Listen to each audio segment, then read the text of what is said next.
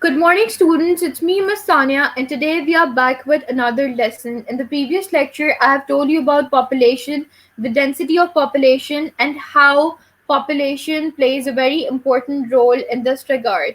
So, in today's lecture, I am going to discuss about the impact of population growth in Pakistan, or in other terms, you can say that the explosion of population growth in Pakistan. We are going to discuss this SLO in detail because there were multiple MCQs and questions which were included in the past papers. So let's move forward.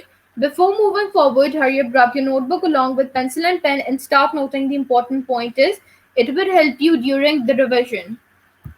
Now, SLO number 7.2.1 analyze the impact of population growth on education, health, and nutrition levels of the people of Pakistan. In this SLO, we are going to discuss in detail that how the expansion of population is disturbing the education, health, and nutrition levels of the people of Pakistan. But first, you have to understand about the terminology population explosion. Population explosion means the effect of day by day increasing population. It means those population which are spreading day by day. So that is known as the population explosion. Impact of population explosion on education. First point, abnormal rush of admissions at all levels. Obviously, there is a season. First season is the summer one, and the second season is the winter one. In both of these seasons, there are different schools who provide or who just promote their strategies, and they say that students can take admission in either summers or in the winters. Admissions are open only in these during these seasons, right? So they all of those parents they want to give a good education to their children. This is the main reason they're rushing towards admissions. But when I'm talking about that, all of those parents want to give good education or a better education to their children, but there are few parents who cannot even afford those fees, who cannot even afford those educations as well. So in this, that is the major factor, or that is the major explosive point which comes in regard of education, right? The second point is there is insufficient infrastructure, especially when I talk about the village life. They're not even having the sufficient accommodations as well. They're not even having the required infrastructure too.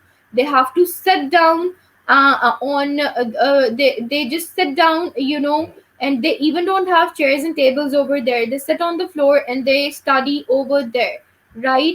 Well, when I talk about overcrowded classes, then overcrowded classes are not only found in village areas, but yes, they're found in the city life as well. And especially overcrowded classes are not at all good in summer seasons. Even though electricity, the fluctuation of electricity is also present over there, so many people sitting in one class and they're receiving the lecture delivered by the teacher.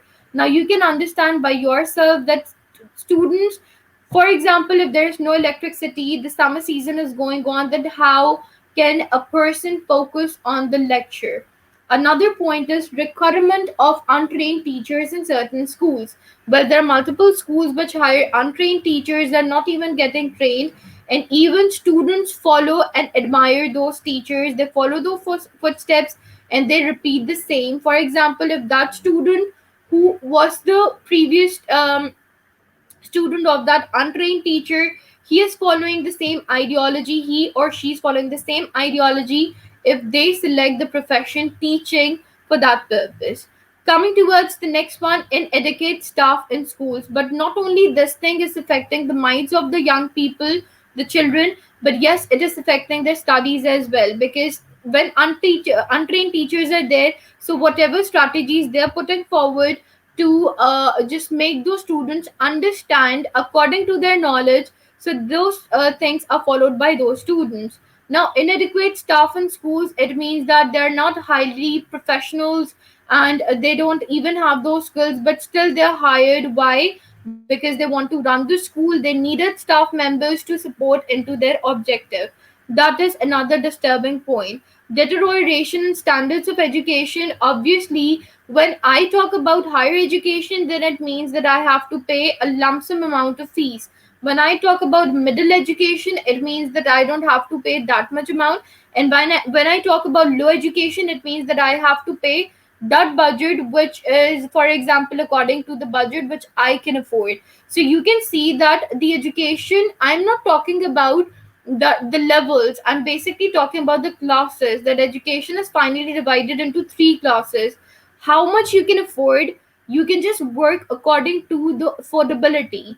It is the requirement of each and every individual to be trained and to be educated, but still there is a large discrimination which is present into our society. Then another point is there's lack of planning which is over there. For example, if somebody wants to start a school, the person has started the school, but we are not having plans, we are not even having the future plans that how to be executed. Let me give you an example. Currently COVID-19 situation is going on and all over the world, but majority of the schools all over the world are facing, not only schools, different organization, multinational firms, etc. They're facing this thing, that how should they overcome with coronavirus, or how they should train, or how they should work onto this thing to spread unity and to spread education. So that is the lack of planning which is present over here, that we are not having any sort of future plans or the backup plans to work out. Coming towards the next point, lack of transport and communication. Well, there are few people who are living in those, you can say that, who are living actually in those areas in which the access of resources are not possible. They have to travel all the way so many meters, and then they have to finally reach to their desired destination. So there is a lack of transportation and communication as well.